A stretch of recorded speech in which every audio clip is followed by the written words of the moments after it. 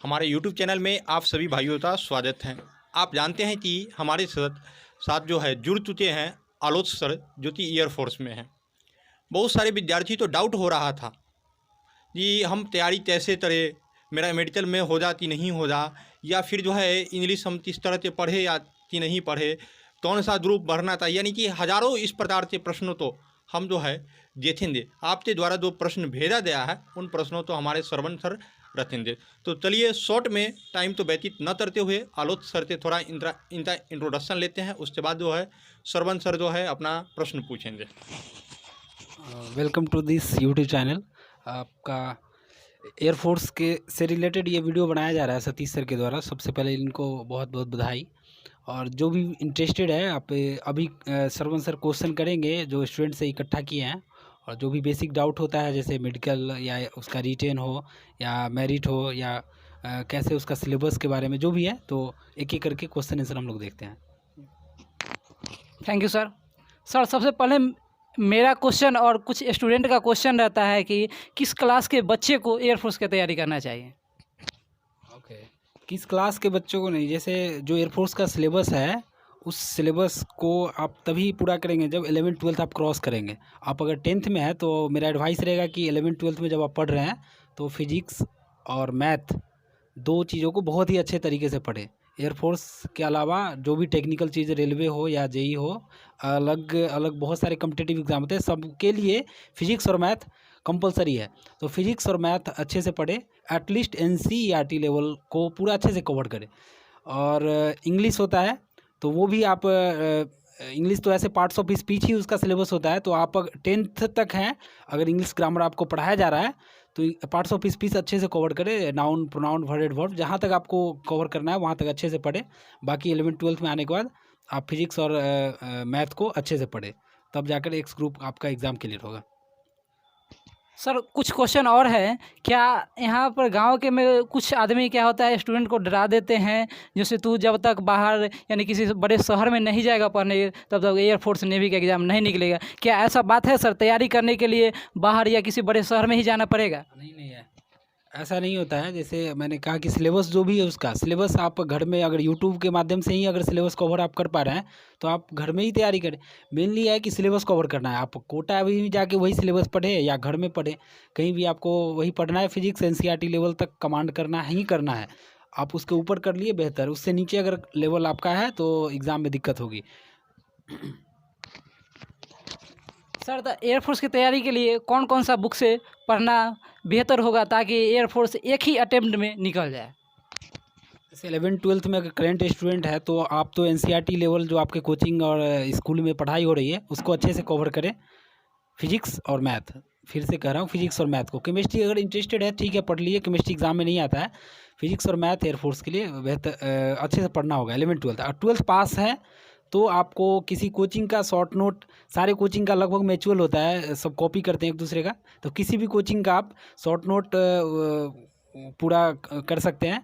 Otherwise book के लिए Arihant publication का बुक आता है, उसमें थोड़ा सा लेवल अपर लेवल में रहता है, तो उसको आप करके उसका जो भी सिलेबस है उसको कवर कर सकते हैं फिजिक्स और मैथ का।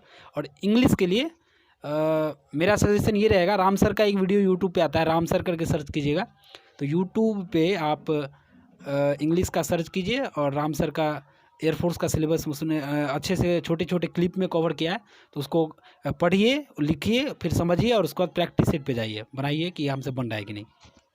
सर 1 मिनट, आपने यहाँ बताया सर कि 11th और 12th तो अच्छी तरह से कवर करना चाहिए।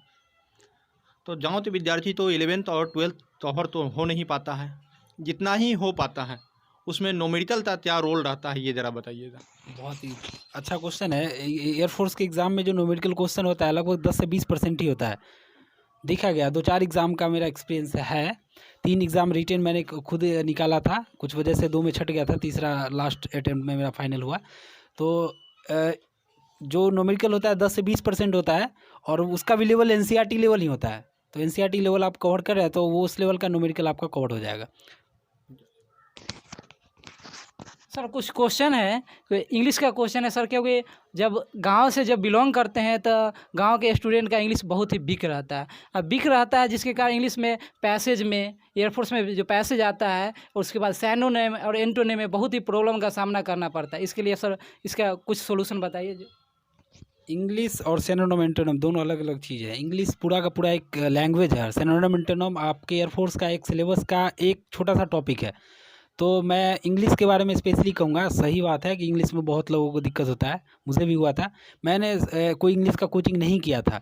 मैंने राम सर का वीडियो पहले मेंशन किया हूँ, राम सर का वीडियो आप देख के इंग्लिश कवर कर सकते हैं। तरीका ये होगा कि आप प्रैक्टिस सेट उठाइए, एटलीस्ट अरिहंत का उठा लीजिए। बेहतर ये रहेगा किसी कोचिंग का प्रैक्टिस सेट उठाइए।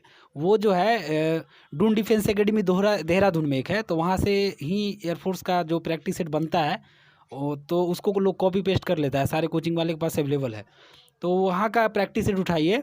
इंग्लिश के बारे में बात करूँ तो उसके प्रैक्टिस सेट में आप उसको समझिए, 4-5 प्रैक्टिस सेट को पहले ऑब्जर्व कीजिए अच्छे से कि कौन से टॉपिक से कितने क्वेश्चन आ रहे हैं। लाइक प्रीपोजिशन हुआ तो प्रीपोजिशन जैसे इन, ऑफ, ये सब का प्रयोग करना है। प्रीपोजिशन कितने क्वेश्चन है, 2 नंबर आपको मिलेगा औसतन। आपको कुछ भी हुआ, नाउन का क्वेश्चन कितने आ रहे हैं, हेल्पिंग वर्ब कितने आ रहे हैं। तो आप सबसे पहले प्रैक्टिस सेट को खूब अच्छे से ऑब्जर्व कीजिए। उसके बाद अपने अनुसार निर्धारित कीजिए कि मेरे लिए प्रीपोजिशन पढ़ना आसान है, तो मतलब ऐसा प्रीपोजिशन हम पढ़े कि 2 नंबर पक्का ही ले आए, कैसा भी क्वेश्चन आ जाए। नाउन है तो नाउन ऐसा पढ़े कि हम 2 नंबर पक्का ही ले आए, है ना। अगर सिनोनिम एंटोनिम आपका ज़्यादा स्ट्रॉन्ग लग रहा है, इंटरेस्टेड आपके लिए है, तो सिनोनिम एंटोनिम को ऑब्जर्व करें कि किस लेवल का सिनोनिम एंटोनिम आपके प्रैक्टिस सेट में दिया हुआ है, उस लेवल से तैयारी करें। ऐसे करके आपका क्या है, 20 नंबर का इंग्लिश होगा। Pass marks 10 number I think जाता है, मतलब एटलीस्ट 10 नंबर लाना पड़ेगा कम से कम। और मेरिट में आने के लिए आप जितना अधिक से अधिक ले आए, लेकिन मेरे हिसाब से कम 13 का रखिए टारगेट कि 13 नंबर, तो 20 में 13 ही लाना है ना। तो आप बस उस चीज़ को, जैसे हम लोग का इंग्लिश कमज़ोर होता है तो 13 नंबर का टारगेट लेके चलेंगे ना, तो 13 नंबर आराम से तैयारी हो जाएगा। आप प्रैक्टिस सेट में ऑब्जर्व कीजिए कि हम कहाँ से 13 नंबर उठा लें, कैसे 13 नंबर को हम उसमें से गैदर कर ले। पैसेज का 5 नंबर आता है तो पैसेज आप प्रैक्टिस करेंगे तो ज़्यादा आपका पैसेज का 5 में टारगेट रखिए कि 3 एटलीस्ट हमारा आ ही जाए।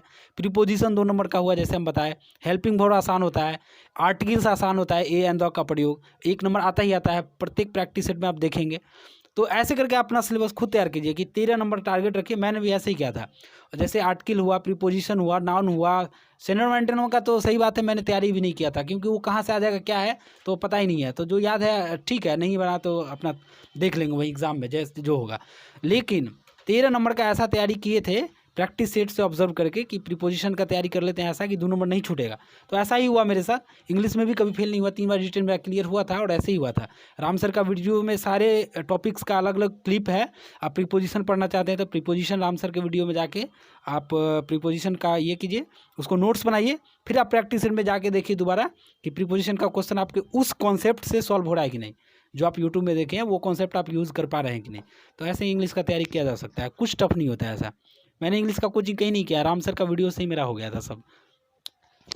थैंक यू सर, जो इंग्लिश के लिए बहुत ही बेहतर आपने बता दिए। अब सर एक क्वेश्चन रहता है, जैसे पढ़ाई कितना देर करें ताकि एयरफोर्स का एग्ज़ाम आसानी से निकल जाए। देखिए 2 चीज़ होता है, आप एक सिलेबस कवर करना है, एक एग्ज़ाम निकालना। सिलेबस कवर आप कितने ही दिनों में कर सकते हैं, आपके आईक्यू लेवल पे डिपेंड करता है। तो 2-4 साल पढ़ेंगे तब भी हो जाएगा कवर।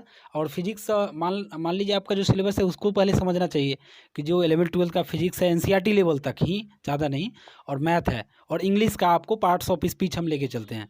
ये तीनों कवर करना है, तीनों पूरा कवर नहीं करना है। आपको 20 नंबर में 13 नंबर इंग्लिश में लाना है तो उतना ही कवर करना है ना।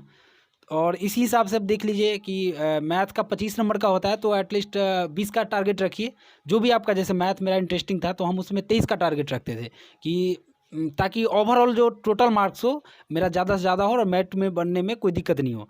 2 चीज़ होता है इस एग्ज़ाम में, एक कटअप पार करना होता है, दूसरा मेरिट बनना होता है।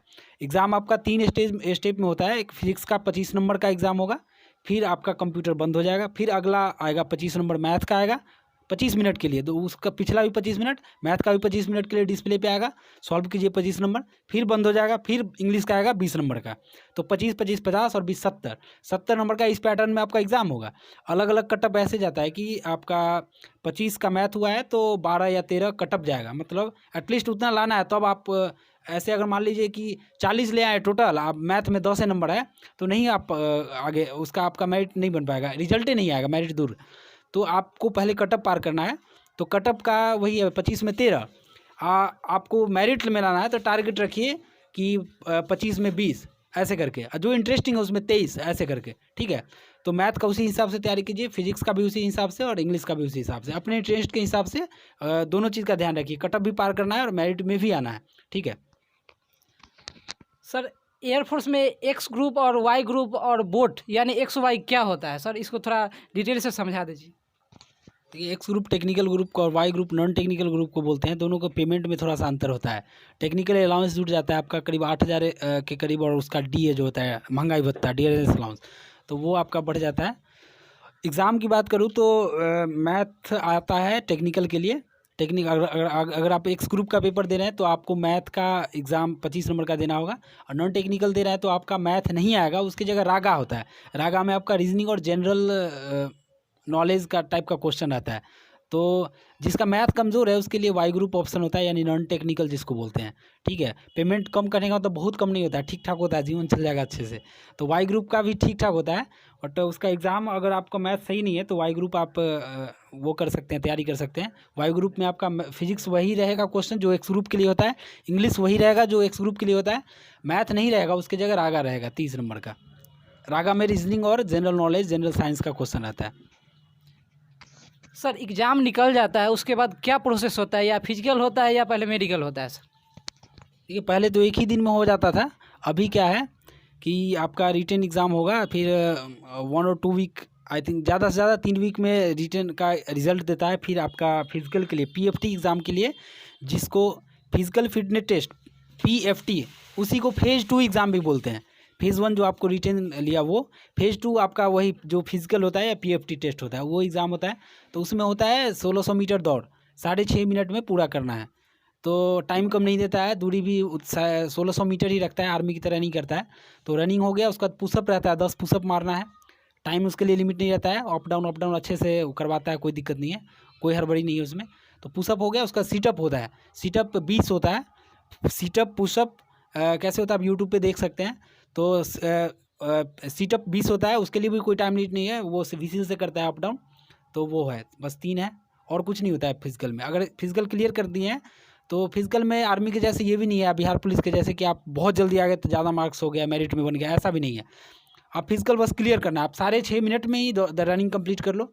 आप आराम से ही 10 पुशअप कर लो, आराम से ही 20 उठक बैठक कर लो, तो हो गया आपका फिजिकल क्लियर है। उसके बाद हाँ लीजिए सर क्या मेडिकल में जिस तरह हम सुनते हैं कि आज जैसे आर्मी में री मेडिकल दिया जाता है, क्या एयरफोर्स में भी मेडिकल में री मेडिकल दिया जाता है, या डायरेक्ट ही वहाँ से साइड कर दिया यानी निकाल दिया जाता है? नहीं, फिजिकल क्लियर होने के बाद 1-2 स्टेप और होता है जो आपका छूट गया है। उसको बोलते हैं SRT test, situation reaction test, 50 number का आता है। उसमें आपका एक पेपर दिया जाएगा, और ऑनलाइन नहीं होता, उसका ऑफलाइन। तो आपको टिक करना होता है, ऑप्शनल क्वेश्चन आता है, 50 क्वेश्चन देगा और 50 ऑप्शनल होता है, टाइम भी ठीक ठाक मिल जाता है। सिचुएशन रिएक्शन टेस्ट में आपका कोई तैयारी नहीं कर सकते हैं, इसका आपका एट द इंस्टेंट उसी समय ही क्वेश्चन पूछेगा। जैसे हम बैठे हुए हैं, आग लग गई यहाँ, तो किधर से भागना है, उत्तर से कि दक्षिण से या पूर्व से? तो आप वहीं पे क्वेश्चन, उस तरह का क्वेश्चन का आंसर वहीं पे आप दे सकते हैं, इसका क्या तैयारी करें। तो वही उस तरह का क्वेश्चन रहता है 50। तो नॉर्मली उसमें नहीं छटते हैं, मतलब 1-2% तब भी छट जाते हैं उसमें। SRT होने के बाद आपका ग्रुप डिस्कशन और इंटरव्यू दोनों साथ में होता है। उसमें 10-10 करके बैच बनाया जाता है, जो फिजिकल क्लियर कर लिए हैं, यानी पहले रिटेन फिर फिजिकल क्लियर करने के बाद SRT टेस्ट क्लियर कर लिए हैं, उसके बाद वो आते हैं ग्रुप डिस्कशन और इंटरव्यू दोनों साथ में देने के लिए। तो उसमें क्या होता है, 10-10 लड़के का जो पास हुए हैं ग्रुप बनाया जाता है, और उसमें आपको एक पेज दिया जाएगा। पेज में किसी एक पैराग्राफ टाइप का कोई टॉपिक लिखा रहता है, उसको पढ़ने के लिए 2-3 मिनट टाइम देगा, पढ़ लीजिए अच्छे से, पेज वापस ले लेगा। फिर आपको जो सामने ऑफिसर्स टेस्ट लेने के लिए होते हैं वो क्वेश्चन करेंगे ना, वही कैन स्टार्ट, अपना स्टार्ट कर सकते हैं। तो हाँ ठीक है, तो स्टार्ट। तो उसमें कुछ चीज़ें हैं जिस पर अलग वीडियो बना देंगे कि ग्रुप डिस्कशन और इंटरव्यू में कैसे किया जाता है। बाकी आप वही है, GD और इंटरव्यू दोनों क्लियर करने के बाद आपका फिर सब चीज़ ओके हो जाता है। आपका क्वेश्चन मेडिकल का था, हाँ, तो मेडिकल अगर आप दोनों क्लियर करते हैं फिर मेडिकल का डेट दिया जाता है। तो 1 या 2 वीक दिया जाता है। तो मेडिकल 2 तरीके से होता है, एक्सटर्नल और इंटरनल, बाहरी और अंदर का। तो अंदर का पहले बताऊं, ब्लड टेस्ट आप पहले से भी करवा के देख सकते हैं अगर एयरफोर्स में इंटरेस्टेड है तो, कि कहीं कुछ गड़बड़ी नहीं है, आप मेडिसिन ठीक करवाइए वहाँ है तो पहले ही करवाइए। ब्लड टेस्ट हुआ, यूरिन टेस्ट हुआ, पहले करवा के देख लीजिए एक बार, ठीक है। ऐसे भी लोग करवाते रहते हैं, आप करवा के पहले देख लीजिए, ठीक है। नॉर्मली इंटरनल में ही 2 चीज़ों में ज़्यादातर लड़के छटते हैं। एक ईसीजी होता है, हार्ट बीट, यहाँ पे 5-6 बूंद का टाइप का होता है मशीन, उसको लगा के और उसको टेस्ट किया जाता है। तो ज़्यादातर लड़का जो फर्स्ट टाइम ईसीजी टेस्ट करवाता है वो घबरा जाता है कि क्या लगा दिया, गूंद टाइप का सटा देता है, तो उससे ईसीजी लेवल बढ़ जाता है। आप बीमार नहीं होते हैं तब भी आपका ईसीजी गड़बड़ होता है। और ईसीजी में छटने के बाद एयरफोर्स में आपको कोई भी ऑप्शन नहीं बचता है, कहीं कोई ब्रोकर नहीं है, कुछ भी नहीं है, आपको सीधे छांट देगा। रीमेडिकल भी देगा आपको, रीमेडिकल के डेट देगा, लेकिन वहाँ भी आपको छांट ही देगा। ईसीजी में वो सीधे नेगलेक्ट कर देता है कैंडिडेट को। तो ईसीजी आप करवा ले, पहले से प्रैक्टिस से 1-2 बार कर ले, करवा के देख ले आपका सही आ रहा है कि नहीं। रिलैक्स रहना होता है उसमें, ठीक है। और दूसरा है कि हाइड्रोसिल में एक छटते हैं लोग। तो हाइड्रोसिल का क्या है कि अगर आपको लग रहा है कि साइज डिफरेंस है, आप डॉक्टर से एक बार चेकअप करवा लें, और उसका जो भी है डॉक्टर से आप संपर्क कर सकते हैं, नहीं है तो वेल है, ठीक है। तीसरा एक आँख में लोग छटते हैं ज़्यादातर। आँख में 2 तरह का टेस्ट होता है, शॉर्ट डिस्टेंस और लॉन्ग डिस्टेंस 2 का। तो 6x6 आँख होना चाहिए। आप चश्मा भी लगा सकते हैं, अगर आपका आँख ख़राब है तो आप चश्मा लगा के भी टेस्ट दे सकते हैं। 6x9 आँख होना चाहिए, बिना चश्मा का 6x6, चश्मा लगा के 6x9 का होना चाहिए। डॉक्टर से टेस्ट करवा लीजिए। दूसरा आँख का कलर विजन का टेस्ट होता है, उसका आपका सिलेबस है इशिहारा, ISHIHARA, इशिहारा 38 प्लेट्स का एक बुक होता है, उसी में से ही आपको पढ़वा के कलर विज़न का टेस्ट करते हैं। तो अगर आपको लगता है कलर विज़न है या नहीं है, आप गूगल से भी डाउनलोड कर सकते हैं। इशिहारा 38 प्लेट्स PDF डाउनलोड करके लिखिए और डाउनलोड करके एक बार पढ़ लीजिए, उसको गो थ्रू कर लीजिए। आपको पढ़ने में दिक्कत हो रहा है तो आप सतीश सर से संपर्क कर सकते हैं, उसका किताब है, आपको एक बार किताब देंगे और उससे आप क्लियर कर सकते हैं। यही होता है मेडिकल का। इंटरनल का बात किए, एक्सटर्नल में तो वही है, आपका कहीं हड्डी उड्डी टूटा नहीं होना चाहिए, दांत का ज्वाइंट जो है सब वेल एंड ओके होना चाहिए। कुकुरदत्ता चलता है, थोड़ा बहुत रहता है तो चलता है, ठीक है। कोई दांत बिल्कुल वो नहीं होना चाहिए, गैप पूरा उखड़ा हुआ बीचे में है कहीं से, ऐसा नहीं होना चाहिए। ये होता है दांत का। और आपका कहीं से ऐसे कुछ एंगल उंगल नापता है, जैसे केहूनी का एंगल हो गया तो इसको नापेगा कि इस जॉइंट से लेकर ऐसे एक रखेगा और दूसरा यहाँ से रखेगा, दोनों के बीच का एंगल 13 डिग्री लगभग होना चाहिए, ऐसा करके है। तो ये डॉक्टर की बात है, ये सब जॉइंट चेक करता है। आपका फ्लैट फुट चेक करेगा, पैर पानी से भिंगा के और कागज़ या ज़मीन पे फर्श पे दिखाएगा। आपका अगर बीच में गैप जो आता है वो ऐसा आना चाहिए, बीच में फ्लैट फुट नहीं होना चाहिए, मतलब पूरा का पूरा पानी फर्श पे नहीं, पैर के जैसे लग जाना चाहिए, थोड़ा ऐसा करके गोल टाइप का आना चाहिए बीच में। तो ये सब टेस्ट है बाहर का, तो यही है। सर एक बात छूट गया जिसमें सर जीडी में क्या, जीडी जब होता है सब चीज़ निकलने के बाद सर, तो क्या उसका जो जीडी का टॉपिक रहता है इंग्लिश में रहता है या हिंदी में रहता है? हम लोग गांव से जब बिलोंग करते तो बहुत ही दिक्कत का सामना करना पड़ता है, सोचना पड़ता है कि आखिर इंग्लिश में रहेगा कि हिंदी में रहेगा। इसके कारण हम लोग तैयारी नहीं कर पाते हैं। जैसे इंग्लिश में रहेगा तो इंग्लिश का कुछ तैयारी कर लेंगे ना। देखिए, एयरफोर्स के लिए तो आपको बेसिक इंग्लिश सही ही होना चाहिए। अगर बेसिक इंग्लिश सही नहीं है तो आपके लिए दिक्कत हो जाएगा। तो आप अगर 12th पास है तब भी आप इंग्लिश पे फोकस कीजिए। इंग्लिश बहुत ज़्यादा न्यूज़पेपर भी पढ़ने की ज़रूरत नहीं है, अगर पढ़ते हैं इंटरेस्ट है तो बेटर। आप कम से कम कोई छोटा मोटा कहानी टाइप का जो बुक होता है वो आप पढ़ के समझ पा रहे हैं, मतलब आप ऐसे समझ पा रहे हैं। कोई पैराग्राफ आपको नॉर्मल लैंग्वेज में लिख के दे रहा है तो वो समझ रहे हैं, उतना लेवल होना चाहिए। और जो आपका जीडी का जो पेज मिलता है पढ़ने के लिए वो भी नॉर्मल ही होता है, राजा रानी का कहानी टाइप का। मेरे केस में योगा पे आया था, योगा के बारे में लिखा हुआ था। तो इंटरनेशनल डे 21 जून जो योगा दिवस होता है ना, तो उसमें वही सब पॉइंट होता है, तो गौर करके पढ़ना होता है। मैं इसका तैयारी कैसे, वो अलग से वीडियो इसका बनाएंगे, अच्छे से बताएंगे। तो इंग्लिश में ही रहता है, इंग्लिश बेसिक इंग्लिश सही होना चाहिए आपका। सर कुछ हमारे गांव के जब एयरफोर्स की तैयारी करना चाहते हैं तो कुछ गांव के आदमी डरा देते हैं, थोड़ा सा फेस पर कुछ चोट लग जाता है या कुछ बड़ा सा दाग रह जाता है तो हम लोग को डरा देते हैं, नहीं तू एयरफोर्स में नहीं जा पाएगा। क्या ऐसा सर होता है वहाँ पे? ऐसा कुछ नहीं है, फेस दाग नहीं होता है, ऐसा स्किन प्रॉब्लम नहीं होना चाहिए। स्किन प्रॉब्लम चूँकि आप पास होके ट्रेनिंग में जाएंगे तो ट्रेनिंग में सबको इकट्ठा ट्रेनिंग करता है, तो स्किन प्रॉब्लम जैसे चेचक हो गया, किसी को अगर चेचक है ना तो नहीं ले सकता है, वो रेफ़र तो कर देगा आपका, वहाँ पे आपको नेगलेक्ट किया जाएगा। जैसे आपको हम बताए कलर विजन में या आँख का टेस्ट हुआ, ECG हुआ, ये सब में नेगलेक्ट कर देता है सीधा। तो स्किन प्रॉब्लम आपको नहीं होना चाहिए, चेचक नहीं होना चाहिए। अच्छा, टैटू के स्किन में ही आता है, तो अगर आपके पास टैटू है तो कोई दिक्कत नहीं है, आपको एग्ज़ाम में वो फ़ोटोग्राफ करके वो टैटू से वो करवा देता है। टैटू है तो कोई दिक्कत नहीं है, आप एयरफोर्स में ज्वाइन होने के बाद फिर नया टैटू नहीं बनवा सकते हैं, ये होता है। टैटू कोई प्रॉब्लम नहीं होता है आपका। और स्किन में है कि वही है, कोई स्किन से रिलेटेड कोई प्रॉब्लम नहीं होना चाहिए, लाइक चेचक है ना, कोई फोड़ा-फुंसी टाइप का जो हो जाता है उस तरह का नहीं होना चाहिए। चूँकि आप ट्रेनिंग में जाएँगे, सब साथ में ट्रेनिंग करेंगे तो आपसे फैलेगा ना वो, तो इसलिए वो वहीं पे छाँट के हटा देता है, यही है। Thank you sir. सबसे बड़ी बात था जैसे गांव में बहुत सारे आदमी जो डरा देते हैं, एयरफोर्स की जो तैयारी करना चाहते हैं स्टूडेंट, उसको सबसे पहले डरा देते हैं। इसको यह बहुत बड़ी कन्फ्यूजन को आप दूर कर दिया। अब आगे के बाद सतीश सर कुछ बताएंगे। सर, तो आप विद्यार्थी तो ये बता दीजिए कि आप वर्तमान में अभी क्या करते हैं, उसका जॉब प्रोफाइल किस तरह का होता है, यानी आप अपना भी बताइए और अपने मित्र का भी बताइए किस तरह का जॉब प्रोफाइल होता है। देखिए, एयरफोर्स का जॉब प्रोफाइल बहुत ही शानदार होता है, तभी लोग इतना लाइक करते हैं ना। मैं भी कर रहा हूँ तो मुझे भी काफ़ी पसंद है। डिफेंस सर्विस का तो ऐसे ही सब लोग लाइक करते हैं, वर्दी ही उसका अच्छा होता है ना। काम की बात करूँ तो काम भी बहुत स्टैंडर्ड टाइप का होता है। आप जहाज़ देखते हैं, ऊपर देखने लगते हैं ना, आप वहाँ पे जहाज़ के साथ काम करेंगे तो अच्छा ही लगेगा, है ना। बहुत तरह के जहाज़ होते हैं, वहाँ जाने के बाद एयरक्राफ्ट के बारे में बहुत सारा नॉलेज आपको मिलेगा, आप उस पे काम करेंगे, है ना। आप बहुत ही अच्छे अधिकारी के साथ रहेंगे, आप उसके साथ आपका अंडरस्टैंडिंग बैठेगा, आपका पर्सनालिटी बढ़ेगा। बहुत सारी चीज़ है जो जॉब होने के बाद आपको बहुत इंक्रीज़ करेगा, जितना आप सोचे नहीं हैं। तो एयरफोर्स बहुत ही अच्छा ऑप्शन है, इसका जॉब प्रोफाइल काफ़ी अच्छा है, सैलरी भी ठीक है, अच्छा है, वहाँ का रहन-सहन सही है, माहौल सही है, कोई परेशानी नहीं है वहाँ पे, लाइक कि ड्यूटी में परेशानी या सैलरी में परेशानी या कोई सीनियर परेशान कर रहा हो, ऐसा कुछ नहीं है। सब वहाँ पे अंडरस्टैंडिंग लेवल बहुत ही सबका अच्छा है, आपको काफ़ी मज़ा आएगा जॉब करके, अच्छा लगेगा। सर, तो ये बताइए कि अगर हम जॉब करते हैं तो जॉब कितने घंटे करते हैं, और वर्तमान में जो है अगर जॉब करते हैं तो हम अपना पर्सनल तो ही डेरा लेके रह सकते हैं, या फिर रेलवे ये एयरफोर्स की तरफ से तो रूम अलॉटमेंट स्पेशल किया जाता है। क्योंकि बहुत सारे बच्चे का ये भी कन्फ्यूज़न होता है कि हम माँ बाप जो है मेरा, मतलब हम अपने माँ बाप का इकलौता संतान है, तो मेरा माँ बाप रहेगा तो इसे क्या करेगा, इसके लिए हम सिविल जॉब में चले जाएं कि डिफेंस में जाएं, ये सब प्रॉब्लम रह जाता है। तो इसके बारे में थोड़ा बताइए। देखिए, बात वो है कि इकलौता वाला बात है ना, तो देखिए, जैसे आप बहुत बड़े अधिकारी बन जाते हैं तो अलग बात है, बहुत अच्छी बात है। तब तो आप कैसे भी रहे, घर पे भी रह के आप अपना जॉब कर सकते हैं।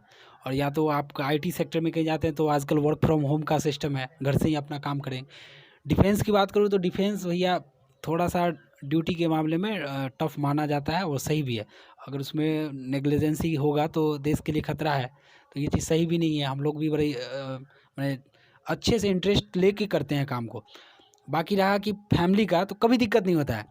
आपका जो फैमिली है उसको डिपेंडेंट कार्ड बना दिया जाता है, वहाँ पे कार्ड दिया जाता है। जैसे आपका जॉब का आई कार्ड होता है ना, वैसा आपका फैमिली का भी कार्ड बन जाता है। आपके डिपेंडेंट छोटे जितने बहन हैं, जितने भाई हैं, मेरे 3 बहन, 2 माँ बाप, ये 2 बड़ी है, 1 छोटी है। तो मेरा जो है ना 3 आई कार्ड बना हुआ है, एक मम्मी का, एक पापा का और एक छोटी सिस्टर का। तो वो डिपेंडेंट कार्ड उसको बोलते हैं, उससे आप कैंटीन आपके फैमिली जा सकते हैं, उससे आपका मेडिकल फैसिलिटी फ्री मिलता है। रहने की बात करें तो जब तक आपकी शादी नहीं होती है, नॉर्मली जब तक आपकी शादी नहीं होती तब तक आप ग्रुप में रहेंगे वहाँ पे, और वो काफ़ी मज़ेदार होता है वो रहना, उसको बहुत ही अच्छा एंजॉय करेंगे आप। और शादी होने के बाद भी आपका ऑप्शन होता है कि अगर आपको मन है अलग से एयरफोर्स का क्वार्टर लेना तो एयरफोर्स का क्वार्टर अप्लाई कीजिए। जो आपको अलॉट हो रहा है वो पसंद है तो वेल आप ले लीजिए, नहीं तो आपको HRA मिलता है, हाउस रेंट अलाउंस, सिटी के अनुसार से ठीक ठाक मिल जाता है। आप जिस सिटी में हैं आप बाहर में लेके उसी पैसे से रह सकते हैं, कुछ पैसा भी बच जाता है। तो बाहर में भी रह सकते हैं, अंदर में भी रह सकते हैं, और आपको अगर नहीं रहना है तो आप बिलेट में रहे और HRA आप पैसा भी आराम से उठा सकते हैं, ये है। सर, एक बात और है कि बहुत आदमी बोलता है यहाँ पर कि पैसा, कितना पैसा तक मिल सकता है शुरुआत में और बाद में, ये मतलब नॉर्मल सैलरी और हायर सैलरी, ये दोनों की चर्चा कर दीजिए।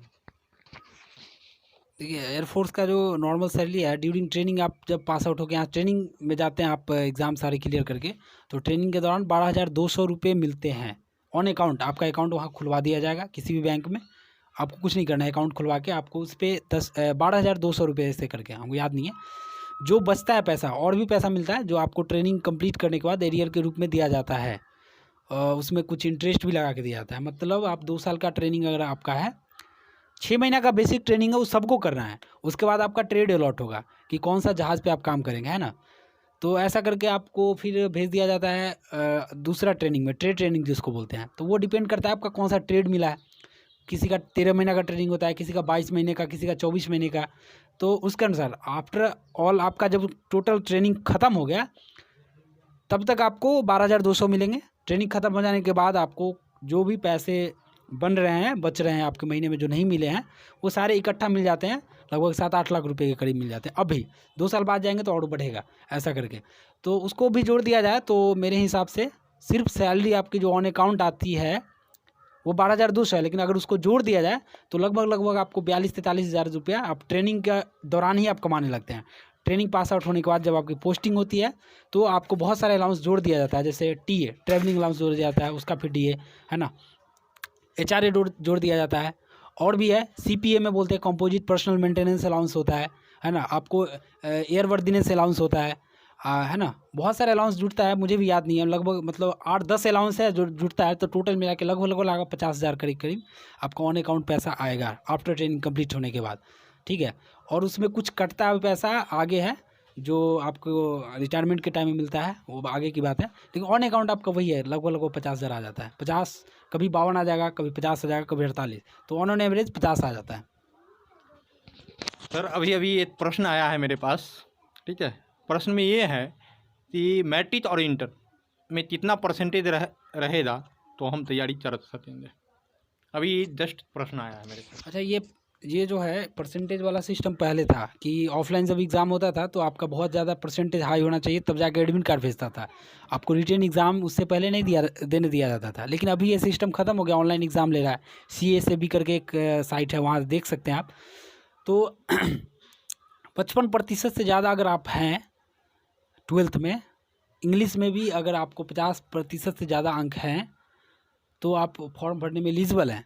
फॉर्म अगर भर दिए तो आपका एडमिट कार्ड आएगा ही आएगा, आप रिटन का एग्ज़ाम देंगे। और आपका रिटन में अगर आप अच्छा कर लिए हैं तो आपको मेरिट भी बनाया जाएगा। मेरिट में भी आपका रिटन का भी स्कोर देखा जाता है। यहाँ पे 12th के स्कोर का कोई ज़्यादा महत्व नहीं है। चलिए धन्यवाद, जो इतना सारे जानकारी जो है आपने छात्रों के साथ शेयर किया।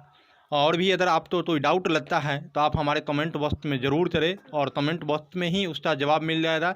या फिर हम हो सके तो ये नेक्स्ट वीडियो भी लेके आ सकते हैं। तो हम बस जो है अब एक रिक्वेस्ट करेंगे, सर जब भी आएँ तो सर के तो जो है ना तलाश उलाश जो है अब उनके बारे में जानकारी दे दिया करेंगे बच्चे तो। और बराबर हमारे यूट्यूब से जुड़ते रहेंगे। किसी भी प्रकार से आपको डाउट हो तो एक बार जो है आप कमेंट बॉक्स में अपना क्वेश्चन डाल सकते हैं, ठीक है।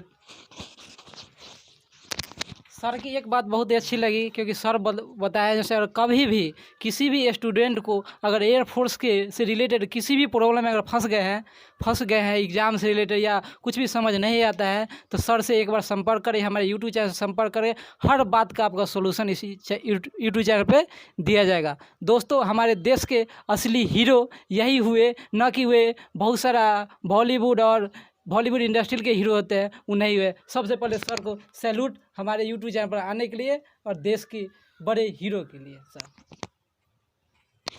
चलिए धन्यवाद, फिर हम लोग मिलेंगे नेक्स्ट वीडियो में।